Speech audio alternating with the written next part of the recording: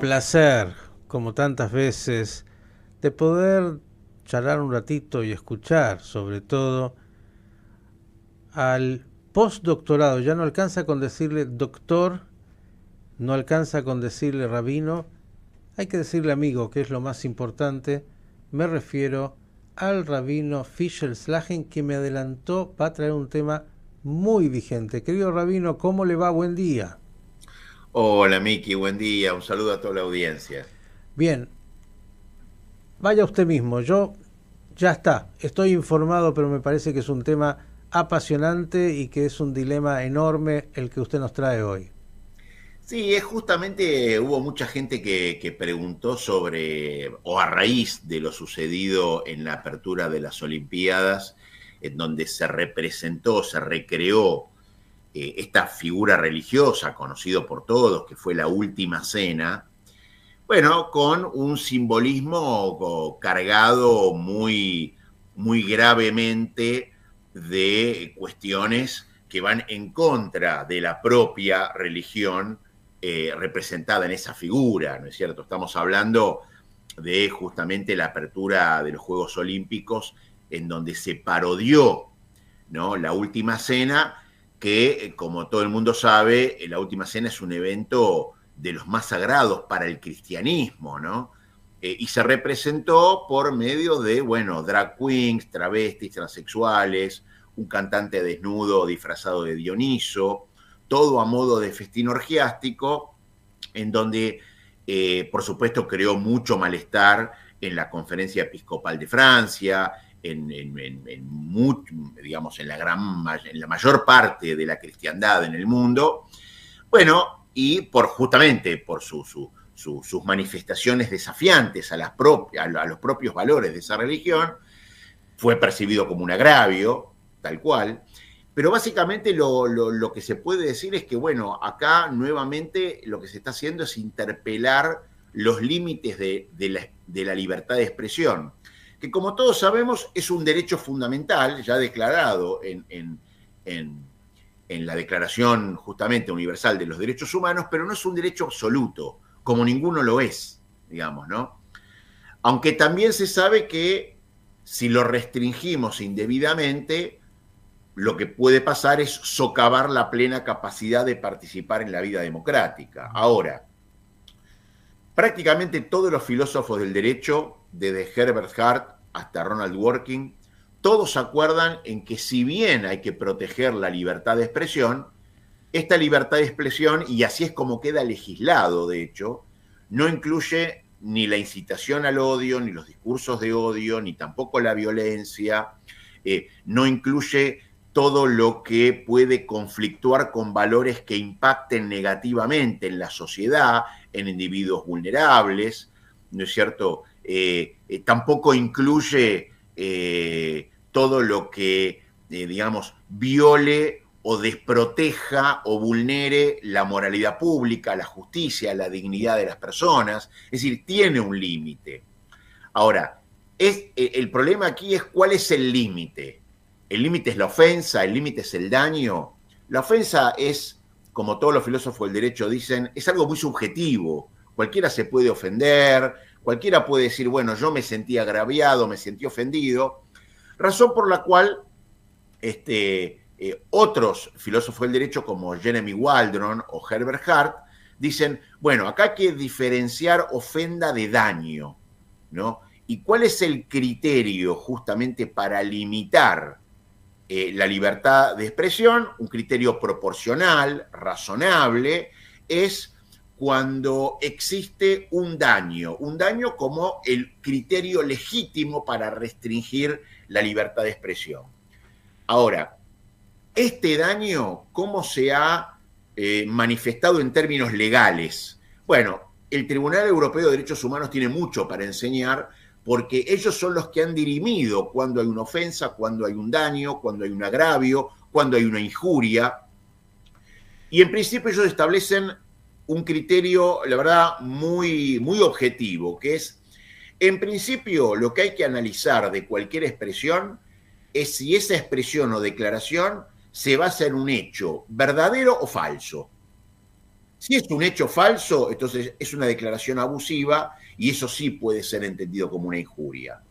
Ahora, si esa declaración tiene una base fáctica, bueno, lo que hay que ver es, primero, si esa conexión entre el juicio de valor y esa base fáctica no es excesivo, ¿no es cierto? Entonces, a través de este criterio que parece de sentido común, pero que muchas veces no lo es, en 1994, por ejemplo, el Tribunal Europeo de Derechos Humanos respaldó, en un caso que se llamó Otto Preminger Institute versus Austria, respaldó la decisión de Austria, estamos hablando del 94, de incautar una película que satirizaba justamente, en este caso, el cristianismo, argumentando justamente que consideraban una grave afrenta ese contenido a los sentimientos religiosos de Austria. Y el Tribunal Europeo lo respaldó. Lo mismo en 1996, 2 años después,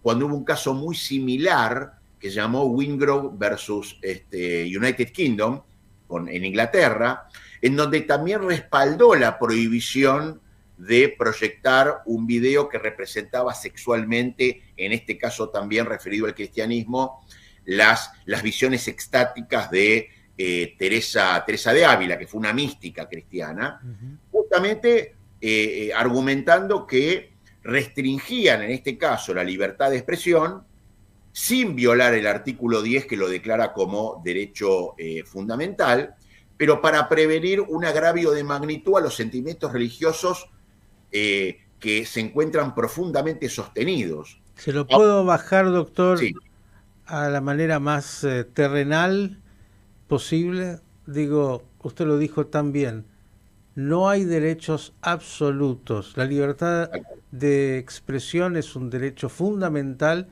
pero no hay ningún derecho absoluto que pueda afectar los derechos de otro. tal cual. Y en este sentido, digo, algo que habría que entender es el ámbito privado del ámbito público. En lo privado puedes tener el derecho de libertad absoluta en tu casa, en un ámbito donde no afectes a otros, pero es como que yo diga, a ver, mi derecho a la libertad hace que ahora en 10 minutos quiera salir a la calle desnudo e incluso hacer algunas cosas que están totalmente fuera de la ley, porque para eso hay una ley. Digo, me parece que lo que pasó en este caso, como en tantos otros, es que aquellos que intentaron con la libertad que les permite justamente el derecho, bueno, violentan la sensibilidad y el derecho de otros a no tener que ser agredidos con algo que, si lo hacen en un ámbito privado o para el grupo específico que quiere... Es otra cosa totalmente distinta. Claro, quiere esa manifestación, está muy bien, pero no cuando te la quieren imponer, ¿no?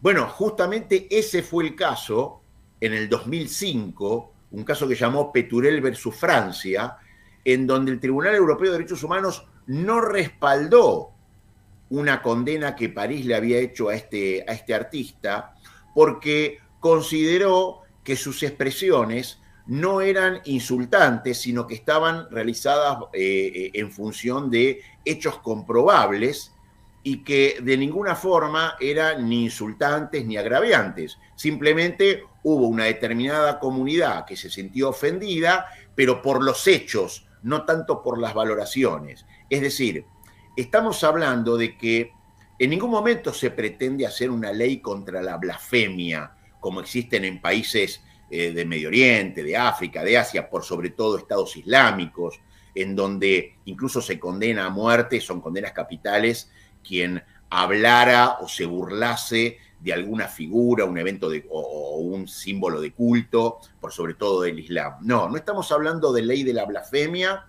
sino que estamos hablando de leyes que tienen muchísimos países que nadie puede decir que no son democráticos, como por ejemplo, no sé, España, Suiza, Austria, Alemania, Brasil, El Salvador, digamos, Finlandia, países democráticos, pero que en sus distintos o en sus respectivos códigos penales tipifican la ofensa, el daño, el agravio, la injuria a los sentimientos religiosos, a una confesión ¿no? El menosprecio público, siempre en términos públicos, como vos bien dijiste, de dogmas, de creencias, de ritos, de ceremonias, ¿no es cierto? En sus propios códigos penales, Portugal también lo hace. Es decir, aquí si nosotros analizamos los hechos, sin, como dije antes, sin criminalizar la blasfemia, sin hacer lo que hacen muchas veces estados teocráticos, estados de derecho, estados laicos de derecho, digamos, tendríamos que ver. Esta representación atentó contra la paz pública y la cohesión social, injuriando un credo o a sus creyentes. Bueno, claramente sí, hasta tal punto de que el director artístico y el vocero de las Olimpiadas tuvieron que salir a pedir disculpas. Luego, los Juegos Olímpicos, o sea, el contexto, los Juegos Olímpicos es un evento global, sin ningún tipo de relación con lo religioso. Es un evento de los más convocantes en el mundo en cuanto a audiencias, audiencias diversas, entre ellas muchas personas de fe. ¿Y qué es lo que promueve? Promueve la excelencia deportiva, el respeto, la inclusión, la paz. De ninguna forma promueve una provocación o afrentas. Con lo cual, esta expresión artística, por su significado, por su juicio valorativo, por el contexto público y masivo, sin ningún tipo de relación con lo religioso y por su masividad, refuerza la percepción, que esto es lo importante, refuerza la percepción de que allí hubo una deliberada denigración religiosa, un agravio a sus fieles, causando controversias y justificando ante una eventual demanda su condena y, por supuesto, su prohibición para eventos del mismo tenor en el futuro. Ante la, digamos, excusa de los organizadores diciendo que quisieron hacer un evento artístico para mostrar la inclusión, bueno, allí no había gente con discapacidades, por ejemplo, para mostrar la inclusión en las Paraolimpiadas, y no había gente con muchísimas capacidades especiales o discapacidades, como se le quiera llamar, para mostrar la inclusión. Simplemente lo que mostraban era un determinado aspecto, en este caso del colectivo LGTBI, ¿no es cierto?, con una figura deliberadamente religiosa, contraria a estos aspectos, para la provocación y para la afrenta. Razón por la cual, con estos antecedentes legales en Europa, por eso yo cito siempre el Tribunal Europeo de Derechos Humanos, bueno, ante una demanda debería justificar una condena y, como dije antes, su prohibición para futuros eventos del mismo tenor. Ni más ni menos que ser sensibles a lo que es, bueno, el otro, porque cuando el derecho a la libertad te hace no considerar el derecho del otro, que significa lo que a él le provoca una actitud, ya deja de ser, bueno, un derecho que tiene la posibilidad de convivir. Yo creo que esta tensión que has traído tan importante entre lo que es la libertad de expresión y también la libertad del resguardo de aquellos que piensan distinto, que es un tema que permanentemente aparece con matices y que ha traído incluso situaciones gravísimas. Digo esto pensando, por ejemplo, en los agravios de Charlie Hebdo, con las caricaturas y otras cosas. Digo, hay que entender que uno tiene que ser respetuoso del otro que es distinto, porque si no lo termina por agraviar, y eso trae obviamente algo muy poco deseable. Y esto justamente es muy importante, porque nuevamente no estamos hablando de leyes contra la blasfemia, estamos hablando de leyes de respeto y de límites de sentido común para mantener la cohesión social y la paz social. Y digo, a la inversa lo mismo, porque por un lado surge esto y por otro lado podría surgir, y de hecho es un problema hoy en Europa y en el mundo, aquellos que quieren imponerle a la sociedad, claro, sus creencias, su burka, su manera de ver lo que tiene que ser la conducta en el mundo de la convivencia. Ni es ni más ni menos que saber Bueno, Es el equilibrio. convivir en la diversidad, en el equilibrio y en el respeto al otro, que tiene la libertad de ser quien es, no imponerle ni unos ni otros una manera de ver y de vivir la vida. Exactamente. Querido Rabino, como siempre un lujo, gracias porque este tema es un tema que de verdad tiene que estar muy claro para todos en lo que hace a la legislación y en lo que hace al sentido común y en lo que hace al cuidado por el otro que es distinto y su sensibilidad. Sin duda ha sido una provocación muy poco feliz la de las Olimpiadas, trayendo un tema que para muchos es muy sensible desde lo religioso y habiéndolo pervertido de una manera tal que ofende sin duda a muchos que creen y que tienen esa sensibilidad especial. Gracias y hasta la próxima. No, muchas gracias a ustedes. El doctor, postdoctor, el rabino Fischel Slager, un temón, pero muy interesante.